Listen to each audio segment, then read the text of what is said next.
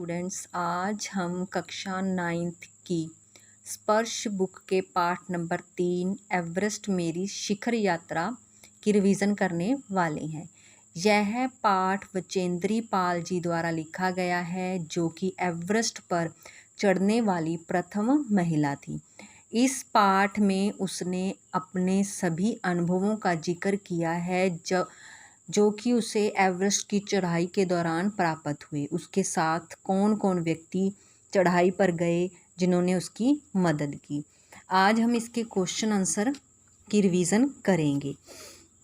अग्रिम दल का नेता कौन रहा था, यानी कि बचेंद्री पाल जब एवरेस्ट की चढ़ाई पर चढ़ी तो उसके आगे जो दल जा रहा था, उस दल का नेतृत्व कौन कर रहा था? प्रेमचंद जी। उनके साथ उनका एक साथी था जिसका नाम प्रेमचंद था। लेखिका को सागर माथा नाम क्यों अच्छा लगा? सागर माथा का तात्पर्य है, यानी अर्थ है समुंदर का माथा, अर्थात सबसे ऊंचा स्थान। हिमालय के सबसे ऊंचे पर्वत को सागर माथा कहना पूरी तरह सार्थक था, इसीलिए लेखिका को यह नाम अच्छा लगा, क्योंकि हिमालय पर्वत का यह सबसे ऊंचा स्थान था जिसे सागर माथा कहा गया था, किसे? एवरेस्ट को, इसीलिए उसे बहुत अच्छा लगा ये नाम। लेखिका को ध्वज जैसा क्या लग रहा था? लेखिका को तेज हवाओं के कारण उठी हुई चक्करदार बर्फीली आकृति ध्वज जैसी लग रही थी। जब हवा चलने से बर्फ उड़ रही थी तो उसे ऐसा लग रहा था कि जैसे सफ़ेद रंग का कोई ध्वज लहराया जा रहा है। हिम संकलन से कितने लोगों की मृत्यु हुई और कितने घायल हुए? इसमें 4 शेरपा कुलियों को चोट लगी और एक की मौत हो गई थी। मृत्यु के अवसाद को देखकर कर्नल खुल्लर ने क्या कहा? मृत्यु के अवसाद को देखकर कर्नल खुल्लर ने कहा कि ऐसे साहसिक अभियानों में होने वाली मृत्यु को सहज भाव से स्वीकार कर लेना चाहिए। जब वो चढ़ाई पर जा रहे थे तो रास्ते में कई लोगों की मृत्यु हो गई थी, तो कर्नल खुल्लर ने तब कहा था कि अगर हम कोई साहसिक अभियान पर जा रहे हैं तो इस तरह अगर किसी की मृत्यु हो जाती है तो हमें साधारण भाव से उसे स्वीकार कर लेना चाहिए। रसोई सहायक की मृत्यु कैसे हुई? जलवायु अनुकूल न होने के कारण उसकी मृत्यु हुई। कैंप 4 कहाँ था? कैंप 4 7900 मीटर ऊंची साउथ कोल नामक जगह पर कब लगाया गया था? 29 अप्रैल को लगाया गया था। लेखिका ने शेरपा कुली को अपना परिचय किस तरह दिया? लेखिका ने शेरपा कुली को अपना परिचय एक नौसिखिया पर्वतारोही, नौसिखिया मतलब नई सीखने वाली, एक पर्वतारोही के रूप में दिया। लेखिका की सफलता पर कर्नल खुल्लर ने उसे किन शब्दों में बधाई दी? लेखिका की सफलता पर कर्नल खुल्लर ने कहा, मैं तुम्हारी इस अनूठी उपलब्धि के लिए तुम्हारे माता पिता को बधाई देना चाहूँगा। देश को तुम पर गर्व है। अब तुम ऐसे संसार में वापस जाओगी जो तुम्हारे अपने पीछे छोड़े हुए संसार से एकदम अलग होगा। आगे है लिखित प्रश्न। नज़दीक से एवरेस्ट को देखकर लेखिका को कैसा लगा? वह उसे देखकर बड़ी ही हैरान हुई और वह एवरेस्ट, लहोत्से और नुत्से से घिरी टेढ़ी मेढ़ी बर्फीली नदी को निहारती रही। ये 2 नदियां हैं, लहोत्से और नुत्से, और वह उनको निहारती रही। डॉक्टर मीनू मेहता ने क्या जानकारियां दी? उन्होंने जानकारियां दी कि एल्युमिनियम की सीढ़ियों से अस्थायी पुलों का निर्माण कैसे किया जाता है, रस्सियों को कैसे प्रयोग में लाया जाता है, जो बर्फ़ की आड़ी तिरछी दीवारें हैं उन पर कैसे चढ़ा जाता है। तेनजिन ने लेखिका की तारीफ में क्या कहा?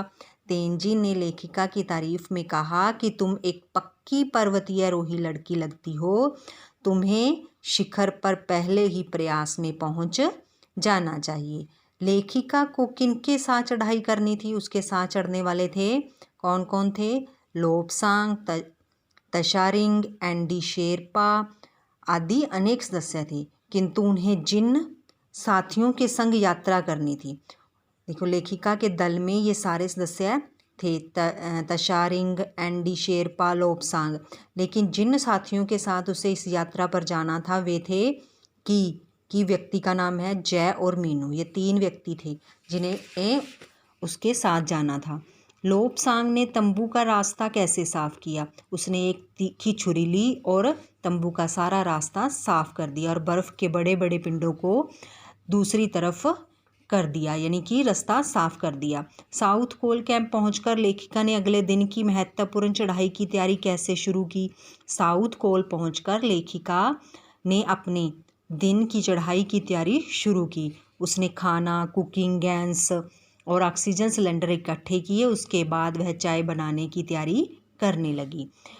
उपनेता प्रेमचंद ने किन स्थितियों से अवगत कराया? उन्होंने बताया कि हिमपात के खतरों, किस तरह के वहाँ पर खतरे होते हैं। हिमपात होता है यानी कि बर्फ़ है जो वो नीचे गिरनी शुरू हो जाती है और रास्ते बंद हो जाते हैं, फिर उनको साफ़ किया जाता है। यह कैंप हिमपात के ऊपर है।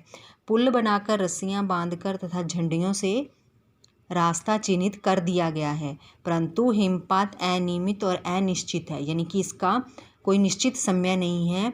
तो हो सकता है कि जब तक आप उस रास्ते पर पहुंचो वह रास्ता दोबारा से बंद हो जाए। हिमपात किस तरह होता है और उससे क्या क्या परिवर्तन आते हैं? बर्फ़ के खंडों को अव्यवस्थित ढंग से गिरना। बर्फ़ के जो खंड हैं, टुकड़े हैं, जब वो अव्यवस्थित ढंग से धरती पर नीचे गिरते हैं तो उसे हिमपात कहा जाता है। ग्लेशियर के बहने से बर्फ़ में हलचल मच जाती है। इस तरह से बर्फ़ की बड़ी बड़ी चट्टानें गिर जाती हैं। इस अवसर पर स्थिति ऐसी खतरनाक हो जाती है कि धरातल पर दरार पड़ने की संभावना भी बढ़ जाती है। अक्सर बर्फ़ में गहरी चौड़ी दरारें आ जाती हैं। हिमपात से पर्वतारोहियों को कठिनाइयाँ बहुत अधिक बढ़ जाती हैं। जो पर्वतारोही होते हैं उनके लिए कठिनाइयाँ बढ़ जाती हैं। लेखिका के साथ हुए हादसे का वर्णन कीजिए। लेखिका के तंबू में गिरे बर्फ पिंड का वर्णन किस तरह से किया गया है? लेखिका के तंबू में गिरा बर्फ का पिंड बहुत भयानक था। वह लोहोत्से ग्लेशियर से टूट कर नीचे गिरा। उसके कारण एक विशाल हिमपुंज का निर्माण हो गया। यह हिमपिंड अपने में अनेक बड़े बड़े खंडों को समाये हुए था। यह विशाल हिमखंड एक्सप्रेस रेलगाड़ी की तेज गति और भयंकर आवाज़ के साथ ढलान से नीचे आया। इसके कारण पर्वतारोहियों का कैंप पूरी तरह से तहस नहस हो गया। आश्चर्य की बात है कि चोट सभी को लगी किंतु मरा कोई नहीं। यानी कि बड़ा सा एक बर्फ़ का टुकड़ा उसके कैंप पर गिर गया था, जिस कारण से उनको संभलने का मौका नहीं मिला और चोटें तो सबको लगी लेकिन कोई मौत नहीं हुई। लेखिका को देखकर कि हक्का बक्का क्यों कह रह गया? जय वचेंद्रीपाल का पर्वतारोही साथी था। उसे भी वचेंद्री के साथ पर्वत शिखर पर जाना था। शिखर कैंप पर पहुंचने में उसे देर हो गई थी। वह सामान ढोने के कारण पीछे था। वचेंद्री उसके लिए चाय जूस लेकर उसे रास्ते में लिवाने के लिए पहुंची, यानी कि उसे लेने के लिए वो वापस आई। जय को यह कल्पना नहीं थी कि वचेंद्री उसकी चिंता करेगी और उसे लाने के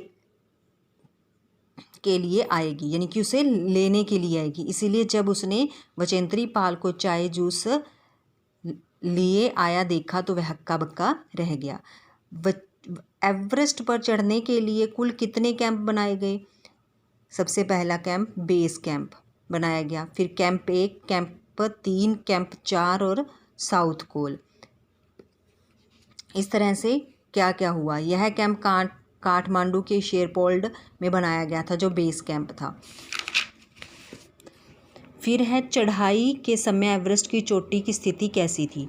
जब वचेंद्रीपाल एवरेस्ट की चोटी पर पहुंची तो तेज हवा चल रही थी, बर्फ़ उड़ रही थी। बर्फ़ इतनी अधिक थी कि सामने कुछ दिखाई नहीं दे रहा था। वहाँ पर पर्वत पर जगह भी बहुत कम थी जहाँ 2 आदमी बड़ी मुश्किल से खड़े हो पा रहे थे। नीचे हज़ारों मीटर तक ढलान ही ढलान थी। वहाँ उन्होंने अपने आप को स्थिर खड़ा करना था, पर ये बहुत कठिन था।